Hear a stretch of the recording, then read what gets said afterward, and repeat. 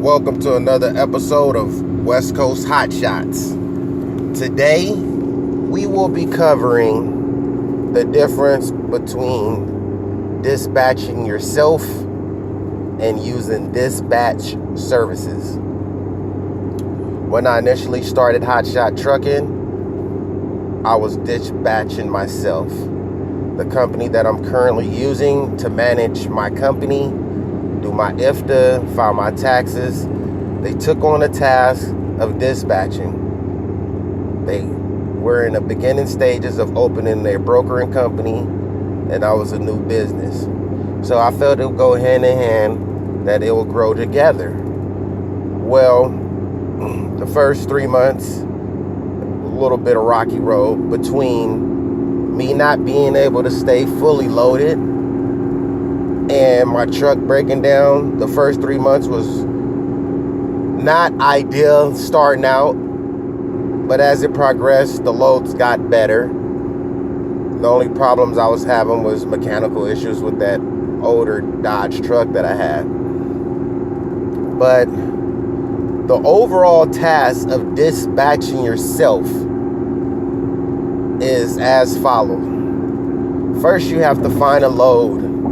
If you have a 3-4 car, you have to either find 3 cars, or you have to find 2 cars, 1 car, or you have to find 3 cars going to one location. Now, if you're picking up 3 cars from 3 different locations and dropping off 3 cars in 3 different locations, that is going to take up most of your day.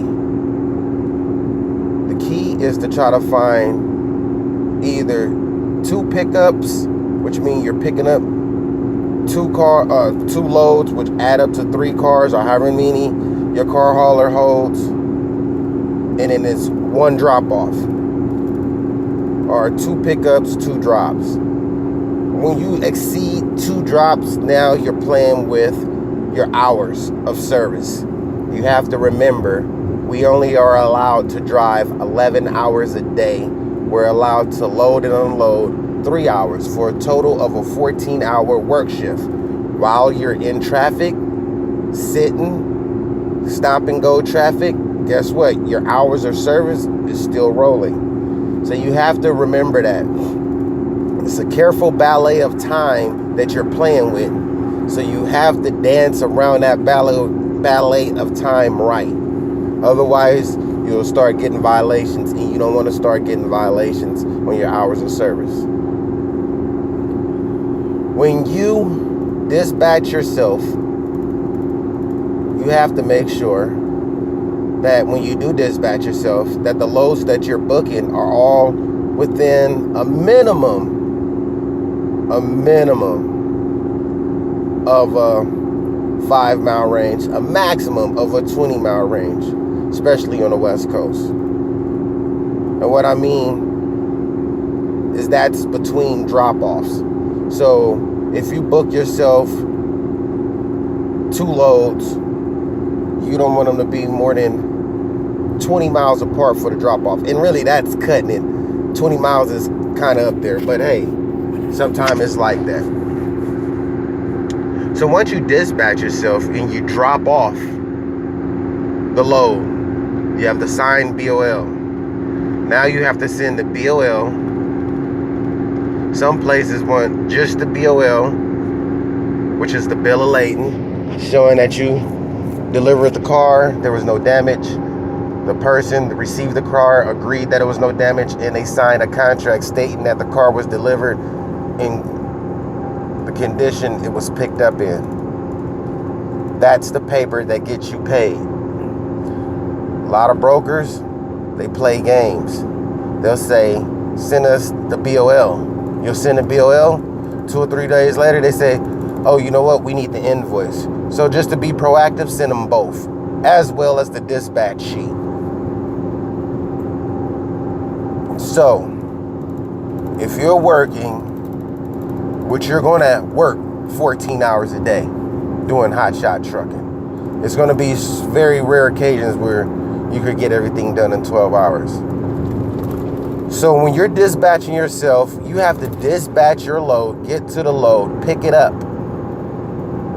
Okay? Get to your destination where you're resting and get ready to book your next load. For wherever you're dropping off, you're booking your way back. Okay? Now, this is going to have to be so time consuming that you're going to realize you're going to need some help.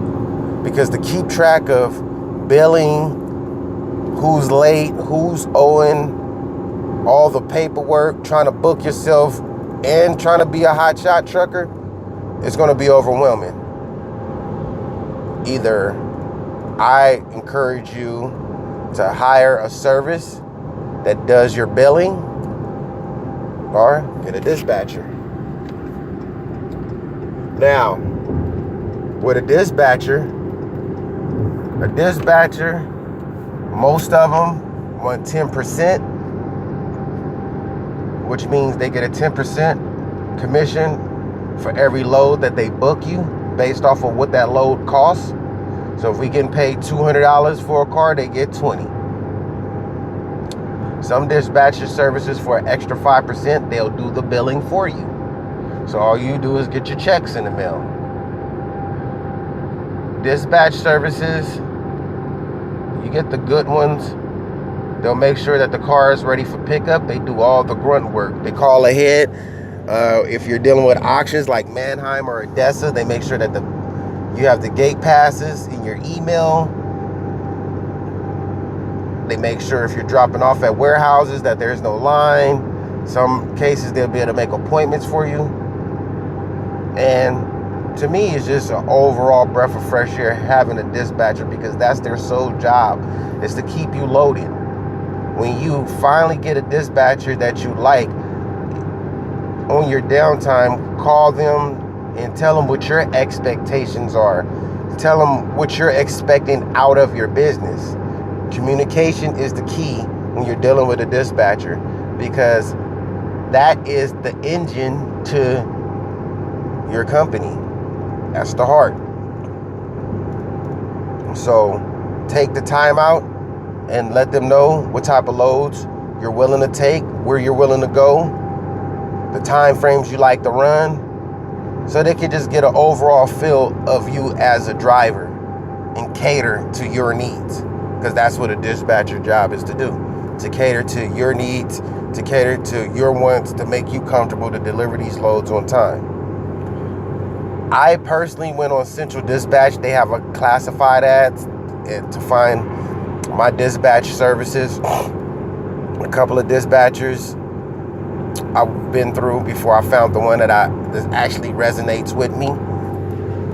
A lot of dispatchers, the good dispatchers, they only deal with small batches of truckers. They don't take on too much.